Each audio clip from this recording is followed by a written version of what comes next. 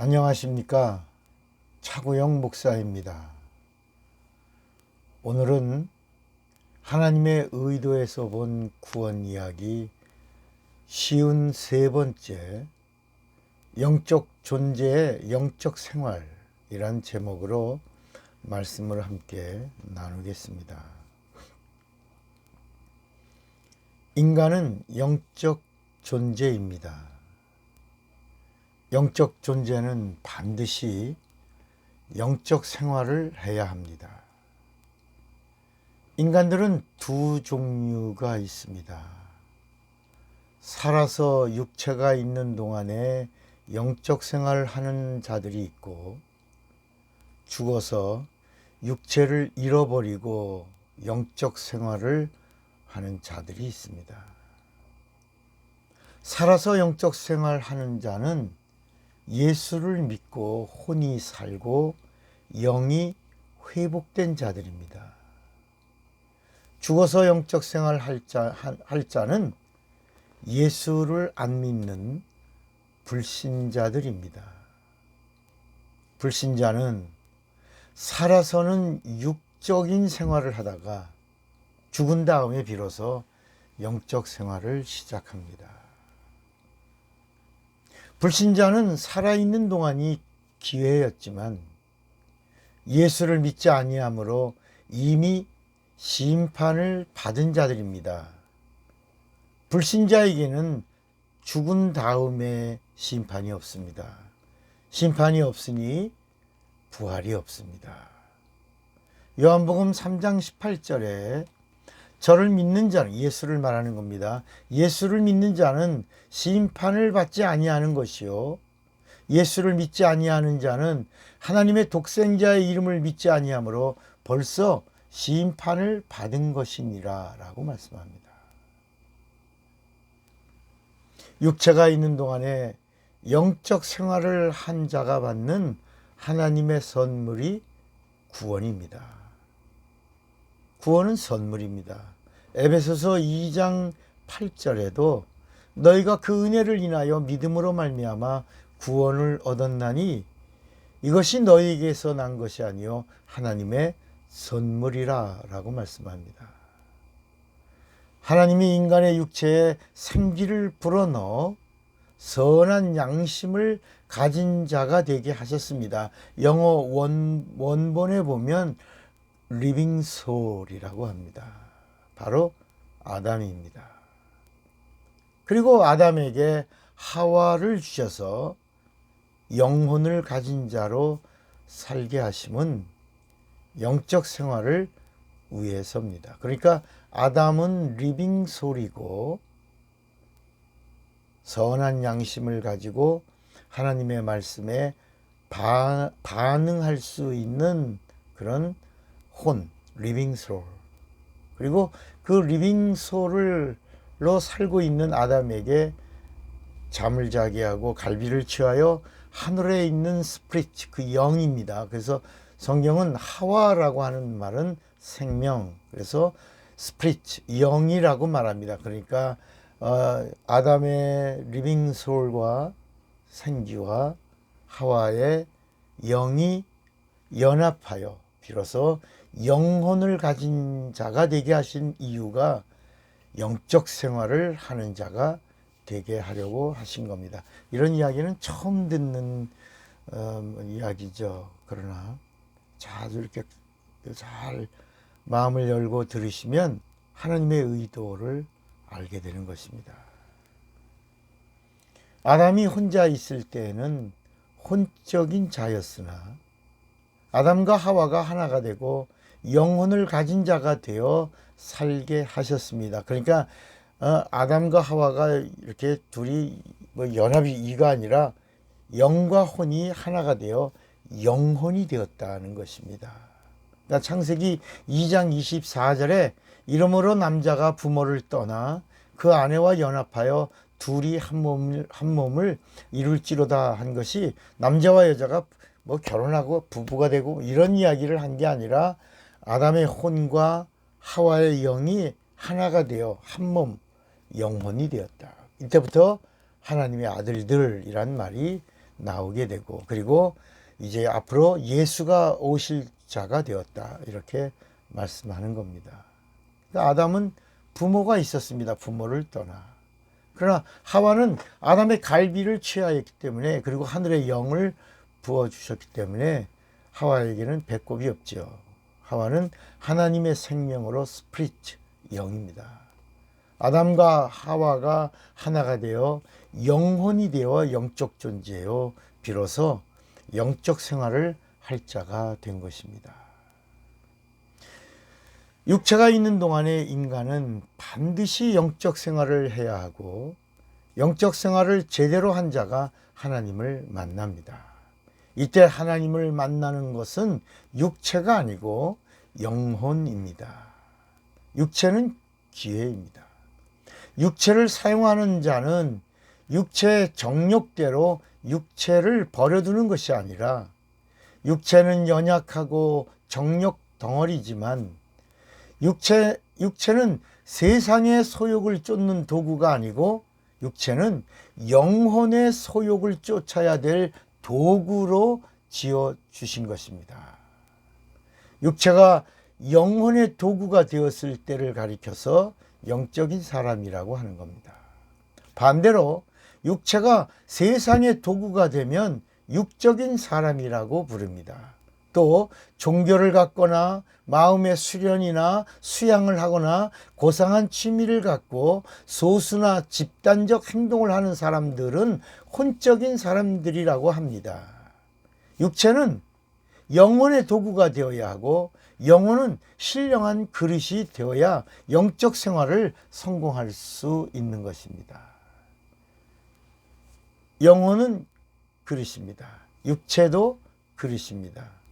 영혼이 하나님의 것을 담는 거룩한 그릇이 되고, 육체가 영혼의 도구가 되어 거룩하게 쓰임을 받으면 비로소 영적 생활하는 육체의 능력이 나타나기 시작합니다.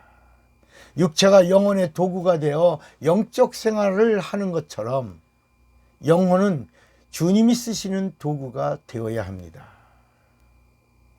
육체는 영혼의 뜻을 따르는 도구입니다. 영혼의 영적인 요소를 가득 담은 자가 영적인 자입니다.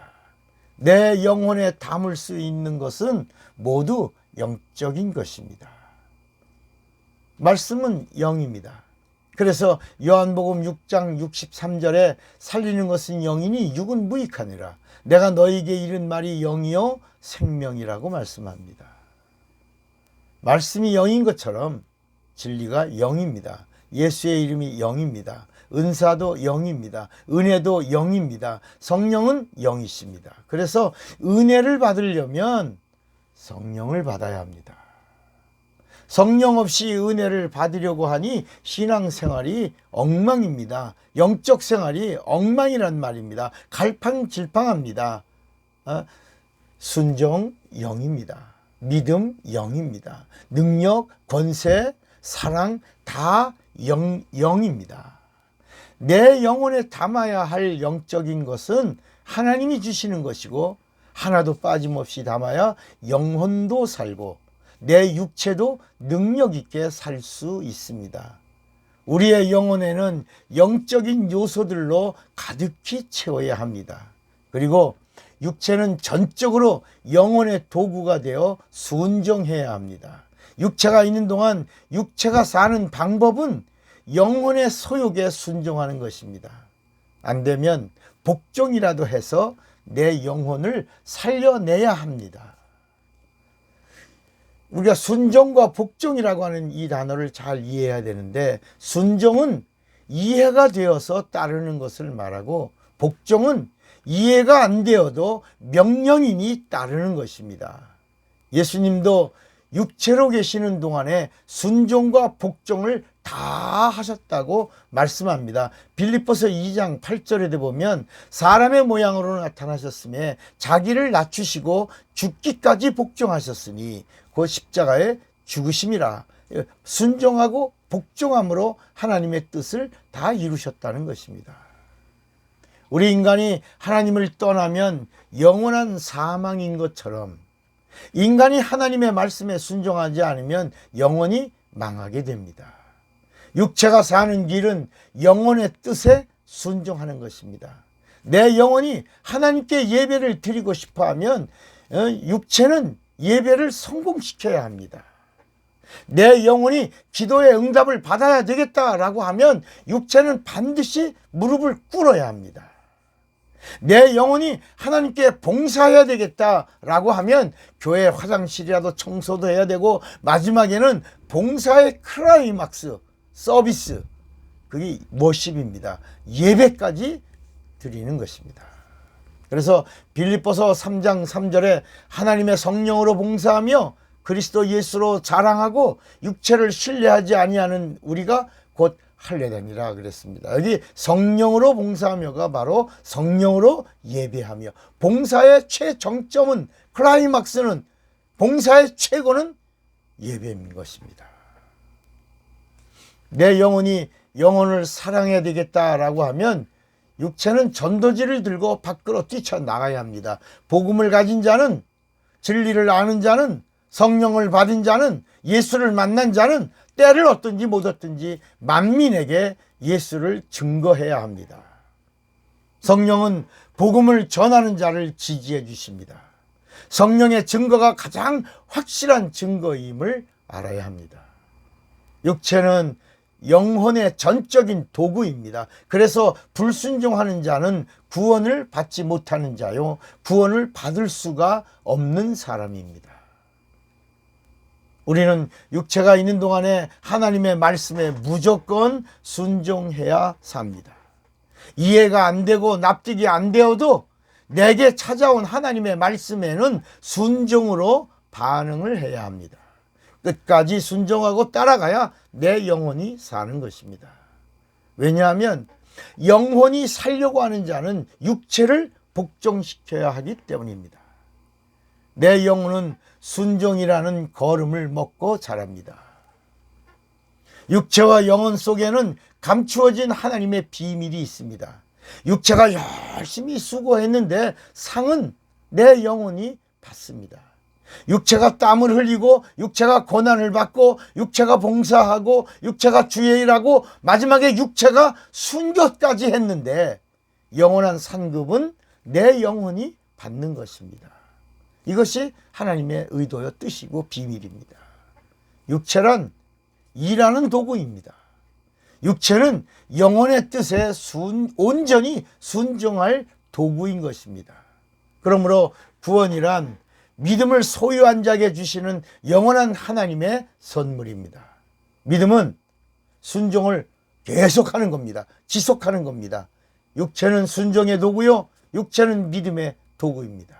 우리가 예수를 사랑하면 예수의 계명을 지켜야 합니다. 요한복음 14장 15절에도 너희가 나를 사랑하면 나의 계명을 지키리라 그랬습니다. 억지로 섬기는 게 아니라 사랑하여 순종하고, 사랑하고 믿고, 사랑하고 행하는 것입니다. 내 영혼이 예수를 사랑한다면 내 육체는 계명을 지키는 거룩한 육체가 되어야 합니다. 구원받은 자는 영적 생활을 하는 자입니다.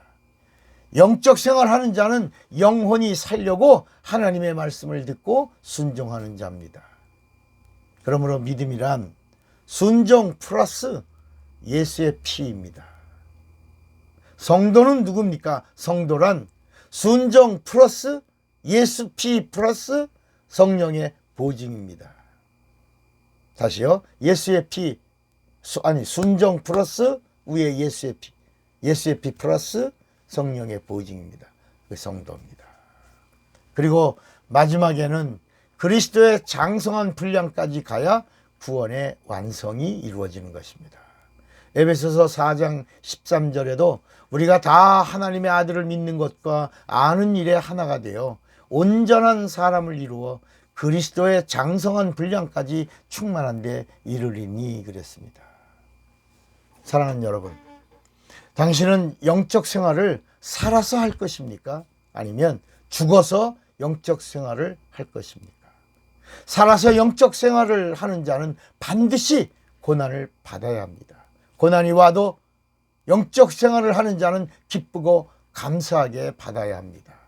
기왕 예수 믿을 바에야 잘 믿어야 하고 바로 알고 믿어야 되고, 그리고 제자처럼 훈련도 받아야 되고 성령도 받아야 되고 성령의 도움과 성령의 인도도 받아야 합니다. 영적 생활의 종점에서 받는 선물이 구원입니다. 영적 생활을 하면서 영혼을 구원하는 숫자는 장차 내가 누릴 영원한 상급입니다. 마지막에 우리가 주님 앞에 가면 주님은 한번 반드시 우리를 뒤로 돌아, 잘했다, 착하고 충성된 종아, 이렇게 축복하시고 칭찬하시고, 그리고 복된 말씀을 주신 다음에 뒤로 돌아 하실 겁니다. 그리고 네가 구원한 영혼의 숫자를 세어봐라. 얼마나 영혼을 사랑하며 영혼을 구원했는지 한번 세어보아라.